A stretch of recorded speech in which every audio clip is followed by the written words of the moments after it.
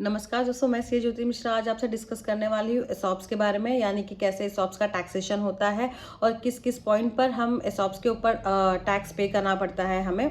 तो सबसे पहले मैं आपको बता दूं कि एसॉप्स क्या है। एसॉप्स जो है कि एम्प्लॉय स्टॉक ऑप्शन प्लान है, जो कि आज के डेट में काफ़ी फेमस है।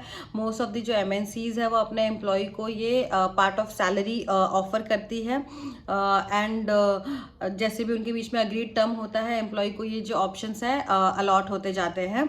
तो ये तो हुआ छोटा सा एसॉप्स के बारे में कि एसॉप्स क्या होता है। अब इसमें वेस्टिंग पीरियड क्या है, ग्रांट पीरियड क्या है, ये मैं आपको अपने दूसरे वीडियो में बताऊंगी। आज हम सिर्फ डिस्कस करने वाले हैं टैक्सेशन पार्ट के ऊपर एसॉप्स के। तो अब देखिए टैक्सेशन कैसे होगा, क्योंकि बहुत सारे लोगों को कन्फ्यूजन होता है कि एसॉप्स का टैक्सेशन कहाँ पर लगेगा। तो सी इट इज़ जो एम्प्लॉय को ये ग्रांट होता है, ये एज अ परकेसिट करके टैक्स होता है उसके फॉर्म 16 में। अगर आप कोई भी एम्प्लॉय अपना फॉर्म 16 उठा के देख ले जिसे एसॉप्स ग्रांट हुआ है, तो जो उसके ऊपर टैक्स लगा है वो एज एन परकेसिट करके लगा हुआ है। तो अब ये परकेसिट कैसे हो गया ये मैं आपको बताती हूँ।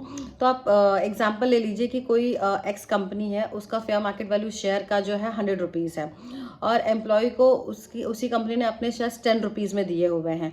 तो जो 100 माइनस 10 का जो डिफरेंस है 90 रुपीज़, इसे परकेसिट कहते हैं, इसे एडवांटेज कहते हैं कि भाई आप हमारी कंपनी में ज्वाइन कर रहे हो तो as an bonus, as an loyalty हम आपको हमारे 100 रुपीज़ के शेयर हम आपको 10 रुपीज़ में दे रहे हैं। तो जो फिर यहाँ पे गवर्नमेंट क्या कहती है कि जो डिफरेंस का 90 रुपीज़ है वो आपका परकेसिट है और आप इसके ऊपर टैक्स पे करिए। तो जिस भी ईयर में एम्प्लॉई जो अपना एसॉप्स का ऑप्शन एक्सरसाइज करता है, उस ईयर में उसे एज एन परकेसिट करके टैक्स पे करना पड़ता है। तो जो एम्प्लॉयर क्या करता है कि इस परकेसिट के ऊपर टैक्स डिडक्ट करके आप डिपॉजिट कर देता है। तो एक तो ये हो गया।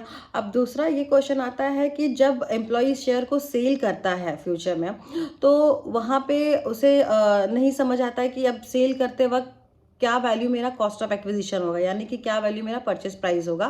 तो दिस इज़ वेरी सिंपल। देखिए, आपने जिस दिन पे एक्सरसाइज किया था उस दिन पे आपने 90 रुपीज़ के ऊपर ऑलरेडी एज एन परकेसिट पे कर दिया था।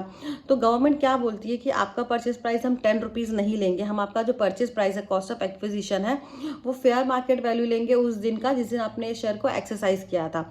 तो हमारे एग्जाम्पल में एक्सरसाइज डेट के दिन फेयर मार्केट वैल्यू 100 रुपीज़ था।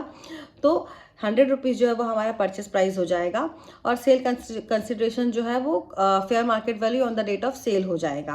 तो इस तरीके से हम जो भी है कैपिटल गेन पे कर देंगे, either it could be a short term capital gain और the long term capital gain depending upon the holding.